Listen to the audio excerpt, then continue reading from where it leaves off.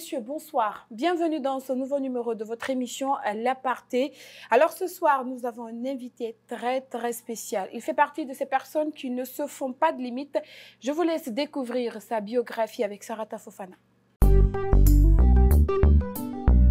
Alseni Bangoura est né le 25 septembre 1985 à Conakry. Il est le fils de Feu Faouli et de Mafine Bangoura. À l'âge de 7 ans, le jeune Alseni est transféré chez sa grand-mère maternelle sur les îles de Roum où il commence ses études primaires en franco-arabe jusqu'à la 5e année. Puis, il affrontera le CEP à l'école primaire de Kassa où il réussit son examen d'entrée en 7e année en 1998. De cette année à 2002, il fréquente le collège de Kassa où il obtient son brevet d'études de premier cycle. Ensuite, il vient à Conakry où il affronte le baccalauréat première et deuxième partie qu'il obtient en 2005. De 2006 à 2010, il s'oriente en sciences économiques et gestion à l'Université générale Lansana Conté de Sonfonia, d'où il sort avec une maîtrise en comptabilité. Alseni Bangoura est considéré par son entourage comme responsable avec une capacité managériale développée. C'est pourquoi, de 2011 à nos jours, il est passé par différents postes de responsabilité dans de grandes entreprises, notamment son poste de chef comptable de la Société guinéenne de catering et services qu'il occupe de 2013 à 2015, mais aussi celui de responsable administratif et financier de la Société Le Duc qu'il occupe depuis 2020. L'autre pan de sa vie, c'est bien son engagement à la Jeune Chambre internationale qu'il représente dans plusieurs activités nationales et internationales et où il gravit tous les échelons possibles. De la JCI du Breka Racine à son rôle de député président national de la JCI Guinée, il s'implique dans la communication autour de l'institution mais aussi dans son implantation, ce qui lui vaut le poste de président national de la JCI Guinée depuis le 1er janvier 2023. Attaché aux valeurs humaines et à sa famille, Alseni Bangoura est marié et père de 2 enfants. Bienvenue sur Guioma TV dans votre émission à l'Aparté. Bonsoir monsieur Alseni Bangoura, bienvenue. Bonsoir madame. Alors vous êtes un insulaire, même si vous êtes né à Conakry. Comment vous êtes arrivé sur les îles? Encore une fois, bonsoir à tous. Et je voudrais d'abord saluer vos millions de téléspectateurs merci. De cette émission, mais aussi de Guioma TV. D'accord. C'est vraiment un plaisir d'être sur les plateaux de Guioma TV. C'est un plaisir. Ok. Je me suis retrouvé sur les îles à bas âge. Il faut noter que depuis à l'âge de 7 ans, ma maman m'a mis à la disposition de sa maman, ma grand-mère maternelle. Okay. Et celle qui m'a élevé aux îles, précisément à Roum. Une île qui représente un lieu touristique pour certaines personnes. C'est cette île qui m'a vu grandir.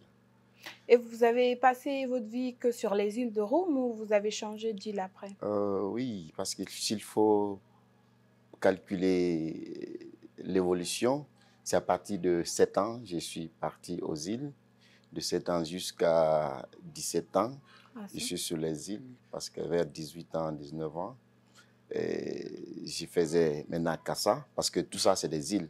Il faut noter que c'est des îles qui sont sur le même quartier. Actuellement, la commune urbaine de Kassa. D'accord. Voilà. Donc, de Roum, je suis venu à Kassa pour le collège parce que les études primaires se faisaient à Roum. De la première année jusqu'à 5e année.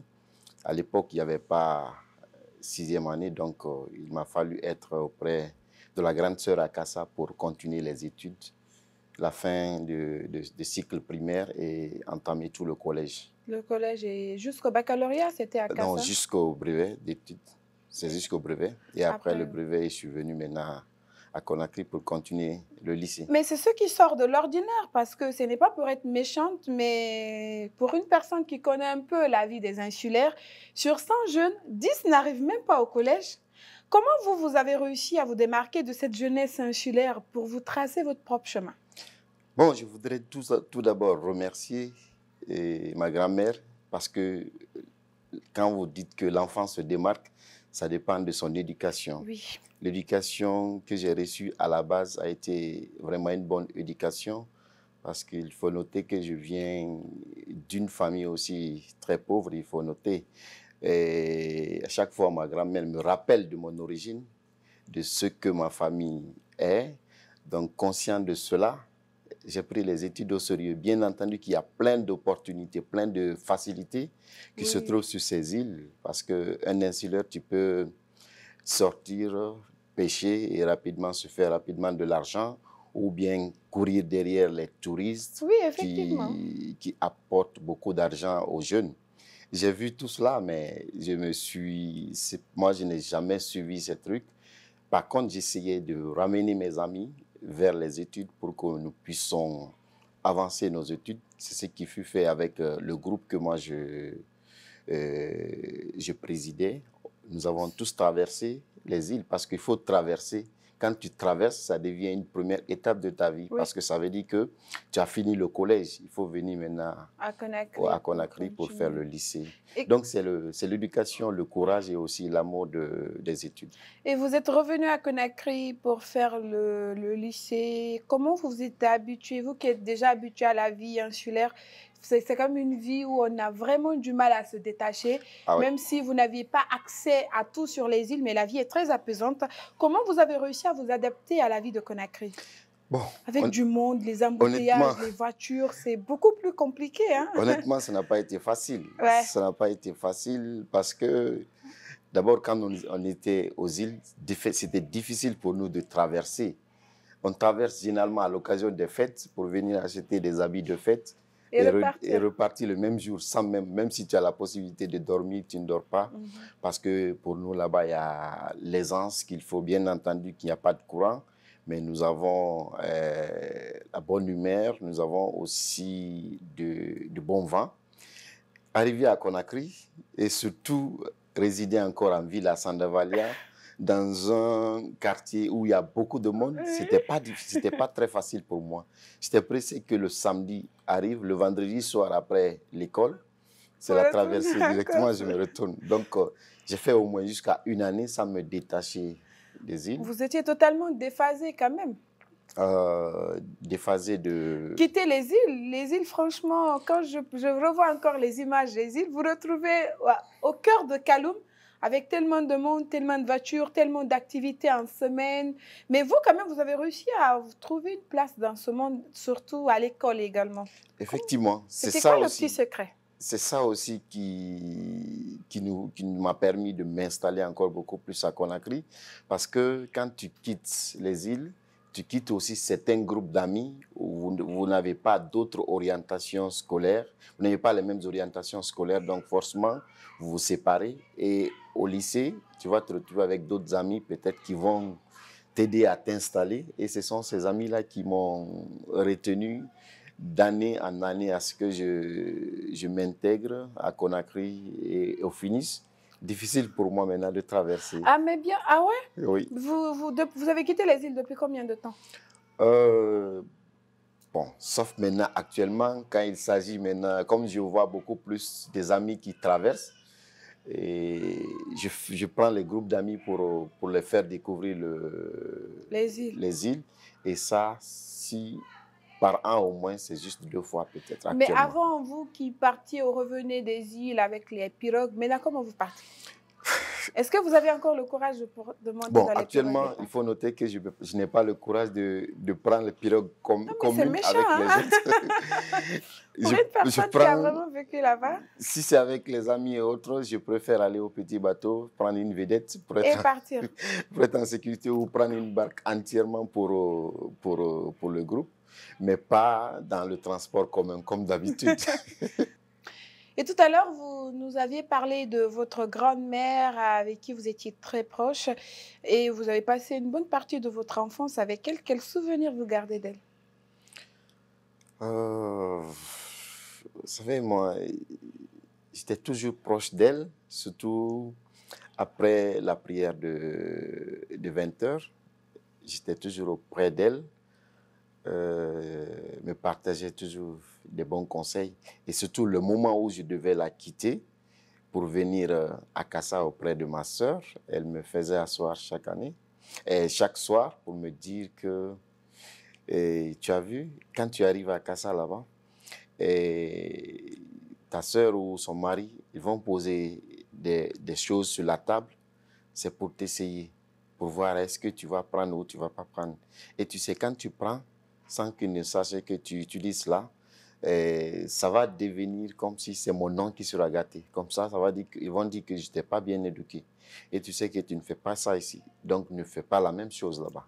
Donc, c'est les souvenirs de ces bons conseils qu'elle m'a donnés. Et jusque-là, j'ai ça en mémoire. Et je pense que ça m'aide beaucoup. Et sur les îles, est-ce que vous avez un souvenir très particulier? Bon, le souvenir particulier, c'est au niveau collège. Parce que c'est à ce niveau où j'ai eu à découvrir beaucoup plus d'amis actifs dans la vie. Comme vous le savez, Kassa aussi, c'est beaucoup plus peuplé que Rome. Les autres îles. Et là-bas, il y a tout genre de groupes de jeunes. Comme vous avez dit au départ, ce n'était pas facile pour un jeune de se démarquer et sortir de tout cela. Donc, effectivement, ce sont des groupes de jeunes. J'appartiens à un groupe de jeunes aussi qui était très actif. Nous partageons de beaux moments parce qu'il faut noter que j'étudiais. C'était ça aussi la différence avec les autres. On était dans le showbiz, on était dans plein de choses, mais les heures de révision ne me rataient pas. Ne rataient pas. Voilà, c'est ce qui a fait que j'étais toujours devant.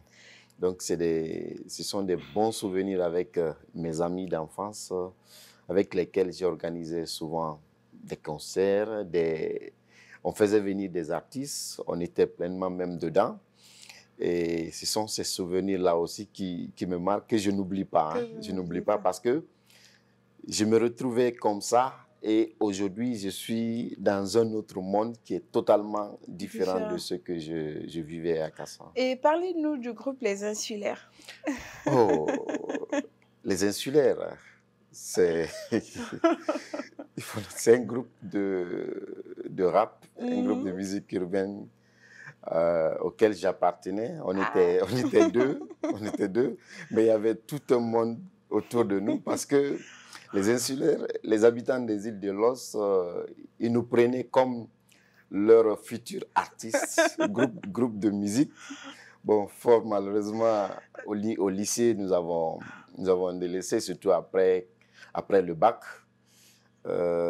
Sinon, nous avons fait beaucoup plus de musique. Surtout que sur les îles, il y avait plus de gongoman. Donc, si vous voyez des jeunes qui font le rap, oui, c'est l'espoir de toute une île. Effectivement, les Insulaires, c'est le premier groupe de rap qui a été créé sur toutes les îles. Hein, parce qu'à Kassa, à Fotoba, à Rome, il n'y avait pas de groupe de rap. Comme vous dites bien, ce ne sont que des gongoman qui viennent souvent auprès des gens pour chanter. Oui. Mais nous avons formé notre groupe. On a organisé même notre concert. Et oui, à Kassa, tout se faisait à Kassa. Nous avons fait venir des artistes de Conakry qui ont presté. Donc, il faut noter que le groupe aussi a marqué son temps. Vous étiez la petite star de l'île en même temps. Effectivement, parce que même après qu'on est venu à Conakry, au lycée, j'étais avec mon binôme, à qui je salue de passage. Souma Aboubakar. D'accord. Je ne peux pas parler peut-être des noms qu'on se disait. Oui, ah oui, vas-y, on va savoir. Parce que lui, il était appelé Bouz Mike. Et vous? Moi, c'est Olby. C'était Olby. Hein. Ce qui est bizarre, ceux qui me connaissaient avant. Jusque-là, j'évolue avec certaines personnes. Donc, des fois, il se trompe, il m'appelle Olby. Après, il se rappelle que non, ce n'est plus le même. Après, il dit M. Bangoura. Moi-même, je rigole. Quoi. Donc, c'est un groupe qui a marqué aussi son temps à Kassa, comme aussi à Sandavalia. Nous avons beaucoup plus évolué ensemble. Et jusqu'au lycée, après, on s'est séparés. Vu que j'ai choisi un métier qui m'exigeait d'être en cravate, en costume, moi qui n'avais jamais porté. C'était vraiment difficile pour moi parce que j'étais dans un cabinet d'audit où il fallait être tout le temps bien soigné et en ville. Donc, ce n'était pas facile pour moi de... Donc, les gling-gling, les vestes ont remplacé les gling-gling, quoi. Les Voilà, pantalons, balèzes, les t-shirts. Effectivement. Et pourtant, votre rêve aussi, vous avez rêvé d'être médecin à cause de votre beau-frère qui vous a très vite initié dans la médecine, Ouais. en vous apprenant à faire des pansements. Pourquoi vous n'avez pas choisi ce métier? En fin de compte, vous avez choisi les métiers de finance et de comptabilité. Oui. Au départ, à Kassa, vous savez, mon beau-frère, c'était le médecin-chef à Kassa, paix à son âme, Moustapha Keita. Et à cause de lui, j'ai beaucoup plus aimé le métier de médecin parce que quand il y a des blessés qui viennent, finalement, c'est nous qui attrapions les personnes pour faire des pansements. S'il n'est pas là, nous faisons nous-mêmes. Donc, ça m'a beaucoup plus orienté vers la médecine. Ça, c'était les idées au niveau collège. Mais arrivé au lycée, après avoir étudié le milieu professionnel, le temps que les gens font dans la médecine, et j'ai beaucoup plus encore aimé d'autres métiers que la médecine après le collège, c'est que le métier des finances. Donc, du coup, à partir du lycée, je me suis mis en tête de devenir un jour comptable. Comptable. Ouais. Et M. Bangoura, vous êtes un homme très serviable. Comment donc est venue l'idée d'intégrer la Jeune Chambre internationale que vous servez avec beaucoup d'abnégation depuis quelque temps? Ah oui, la Jeune Chambre internationale, vraiment un mouvement des jeunes leaders qui développe le leadership des jeunes, mais aussi qui développe le service à la communauté. Et c'est à cause de ce service à la communauté, parce que moi, j'aime servir aussi. J'aime faire du bien aux gens. J'aime rendre les gens autour de moi heureux, la communauté heureuse. Et quand j'ai vu cette organisation qui a ces mêmes valeurs que j'épouse déjà, je me suis dit qu'ici, je pourrais me faire de la place. Raison pour laquelle j'ai adhéré à ce mouvement de jeunes leaders qui est installé dans plus de 120 pays à travers le monde. Et aujourd'hui, je suis le président national parce que je me suis dit que je pourrais me faire une place. Une place. Et aujourd'hui, je suis le président national de cette organisation. Je voyage au nom de cette organisation et j'entreprends beaucoup plus d'activités pour le service des communautés. Et beaucoup entendent parler de la Jeune Chambre internationale, mais sans savoir vraiment dans quoi vous évoluez. Bon, comme ce que j'ai dit, la Jeune Chambre internationale, par définition, c'est une organisation de jeunes leaders âgés de 18 à 40 ans qui évolue dans le développement de leadership des jeunes, mais aussi de l'entrepreneuriat. Sa vocation aujourd'hui, c'est de former les leaders de demain par le biais de l'entrepreneuriat, par le biais de la formation, du renforcement de capacités. Et nous évoluons selon 4 domaines d'opportunités de la vie. Nous avons le domaine de développement individuel. Parce que quand tu arrives à la Jeune Chambre, nous disons qu'en tant que jeune, il faut que tu développes ta capacité de leadership, il faut que tu développes ta capacité de prise de parole en public, il faut que tu sois orienté sur comment servir ta communauté. Tout ça, là, ça se fait à travers une série de formations. Et une fois que tu es outillé, tu es mieux orienté sur l'organisation, sur ce que le membre JC doit faire, tu es maintenant déployé dans la communauté.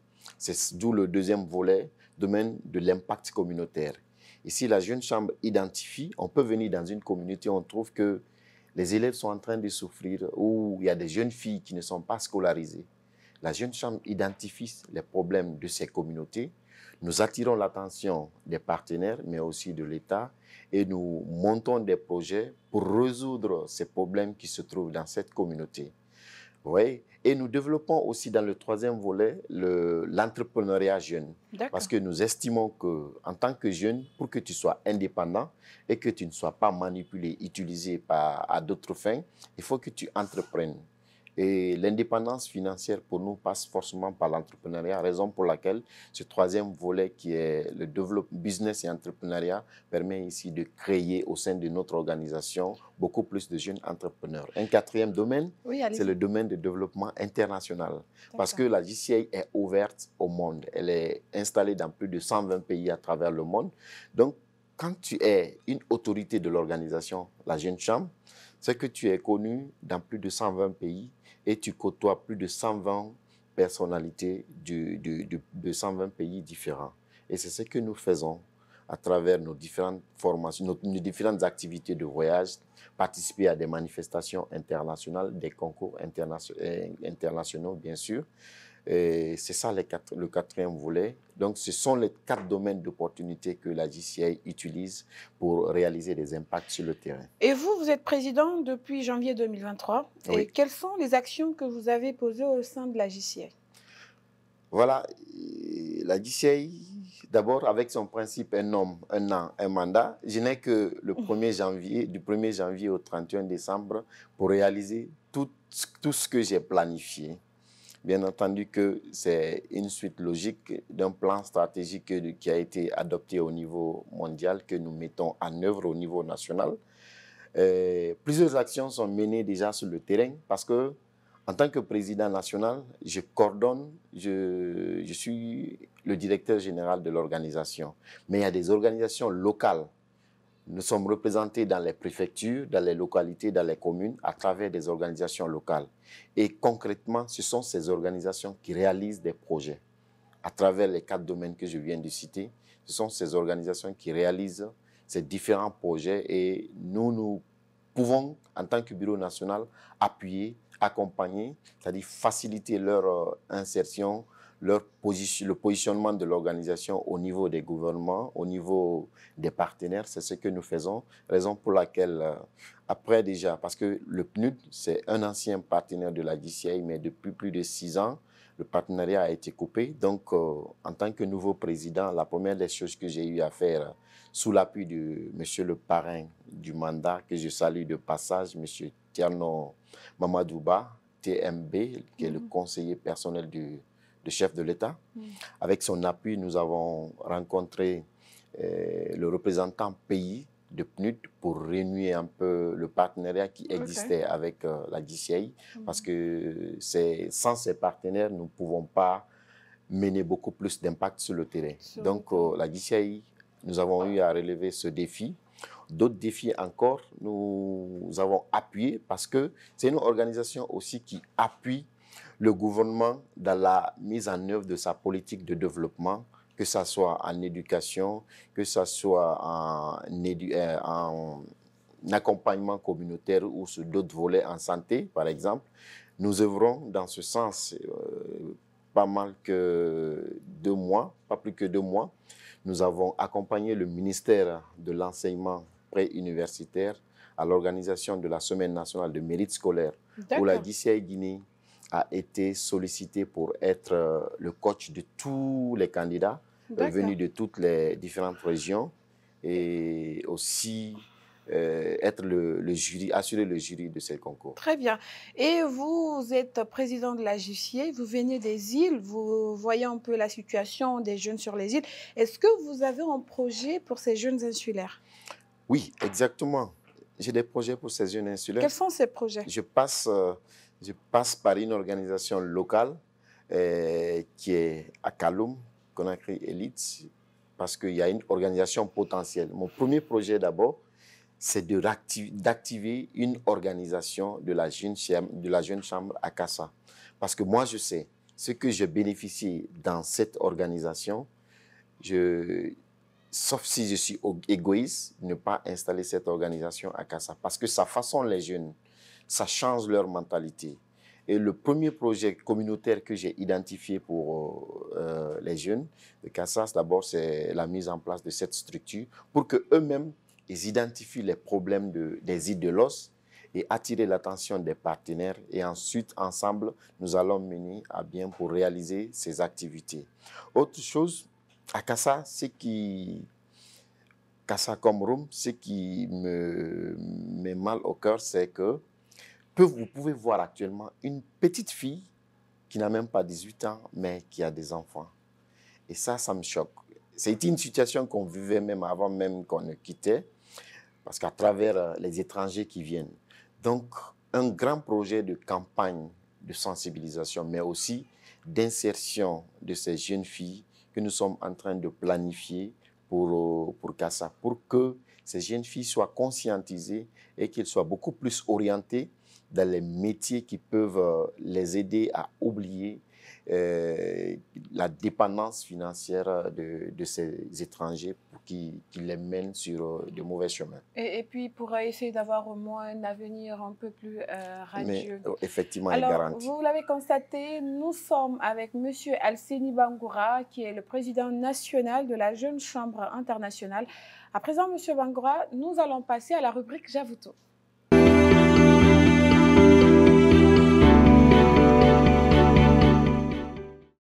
Bienvenue, si c'est maintenant que vous nous captez dans l'aparté, Monsieur Bangoura. Ouais. Vous allez approcher cette boîte magique.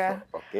Vous l'ouvrez, vous mélangez les questions et puis vous choisissez 5 questions. Okay. Vous lisez à haute voix et puis vous répondez. Vous êtes libre. Ah. Je choisis les 5 en même temps? C'est comme vous voulez. Je vais une à une. Première question.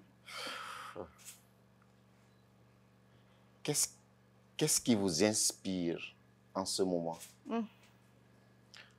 Ah, une très belle question, parce que le slogan de mon mandat cette année, c'est « Continuons d'inspirer ». Et vous, qu'est-ce qui vous inspire? En ce moment, ce qui nous inspire, ce qui m'inspire beaucoup plus, c'est que c'est suite à ces événements de 5 septembre. Parce qu'aujourd'hui, je vois beaucoup plus de personnalités qui étaient des grandes personnalités de ce pays, mais aujourd'hui, qui croupissent devant les barreaux.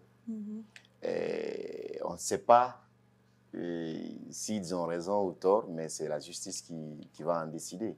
Bon, cela me donne quoi? C'est que, en tant que dirigeant, en tant que responsable, on te confie une responsabilité, il faut juste l'assumer avec fierté, transparence et intégrité, de telle sorte que tu ne sois reproché de rien. D'accord. Donc, cela m'inspire beaucoup. OK. On passe à la deuxième question.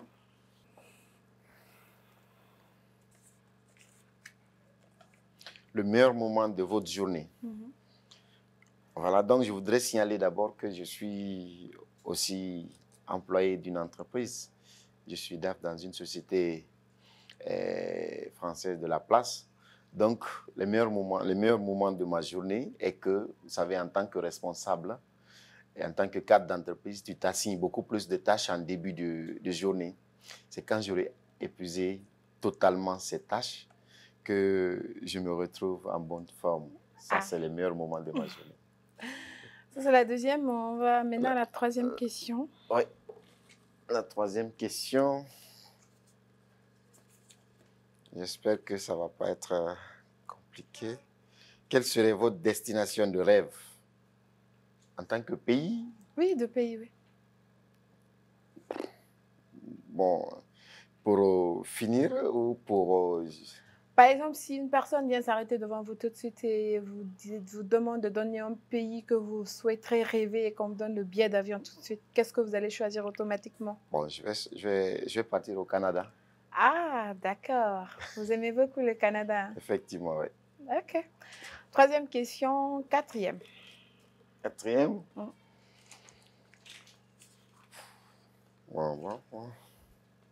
Quel est l'événement qui vous a le plus marqué dans votre vie? Oui.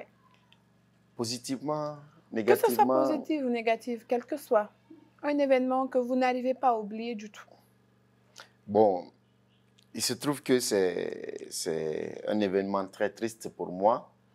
Il s'agit bien sûr du décès de mon papa, paix à son âme, parce qu'on m'a annoncé son décès pendant que j'étais en pleine mission à Cancan. Et j'ai tout planifié pour l'enterrer, pour être à son enterrement et pouvoir l'enterrer. Et je pouvais bien, parce que le temps était là, la distance, tout était calculé que je pouvais bien assister. Mais fort malheureusement, je suis venu jusqu'à Dabola parce que je quittais à Cancan. Et on a trouvé qu'un gros camion a bloqué la route. Et il fallait attendre pendant encore 12 heures. Donc, ce qui a fait que j'ai raté l'enterrement de mon papa. Donc, c'est un événement qui m'a beaucoup plus affecté que je n'oublie pas.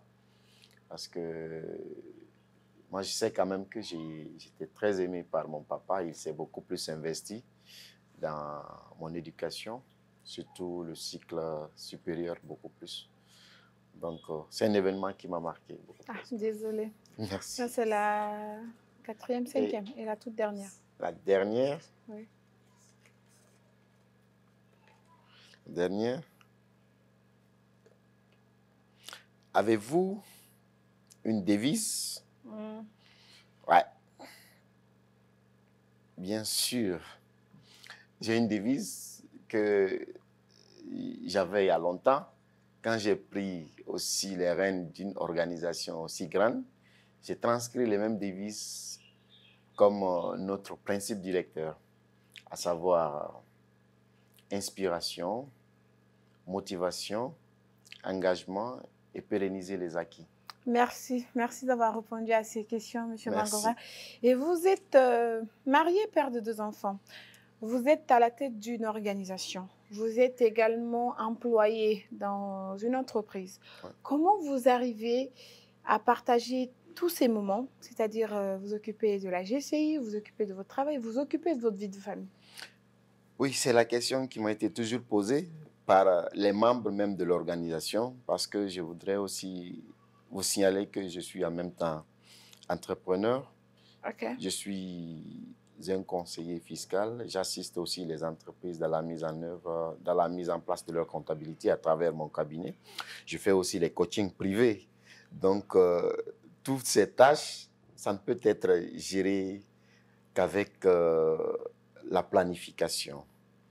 Et sans oublier, bien sûr, la famille.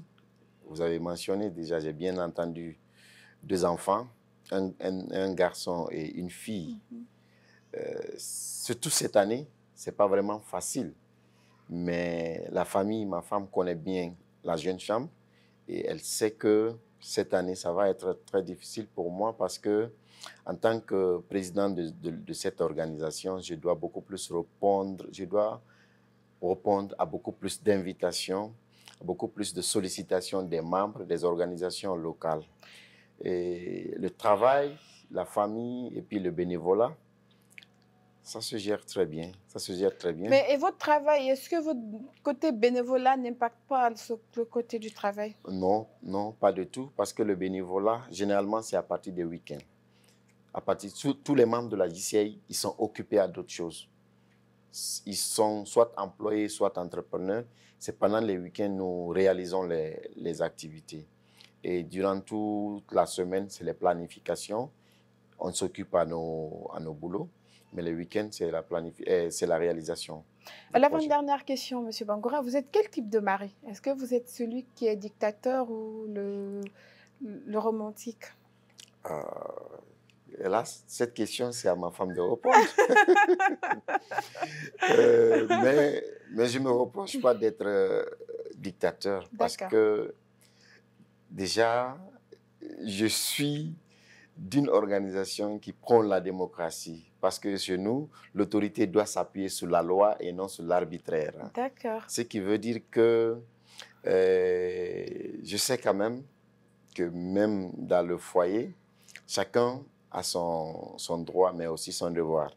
Et j'essaye de faire le maximum pour respecter les devoirs de mari et aussi respecter les droits de ma femme. C'est déjà donc, très bien. En conclusion, je peux dire que oui, je suis aussi romantique. Hein. Alors, la dernière question, quels sont vos projets futurs? Après la présidence de la GCI, qu'est-ce que vous comptiez faire et personnellement, quels sont vos projets futurs?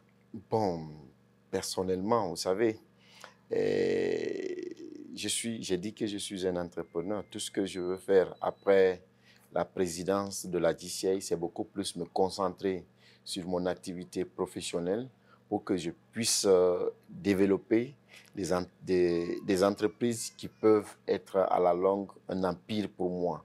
C'est ce que je continue de chanter comme toujours et j'en suis sûr que l'empire est en train d'être construit. Ah, merci beaucoup, M. Bangoura. Merci d'avoir accepté notre invitation et d'avoir assisté à cette émission. On espère vous retrouver très bientôt dans de très bonnes conditions. Merci à vous, madame. Alors voilà, c'est la fin de cette édition. Merci à l'équipe technique. Merci à Sarata Fofana qui m'a aidé à réaliser ce numéro. Merci et j'espère vous retrouver très bientôt pour un nouveau numéro. Au revoir et portez-vous très bien.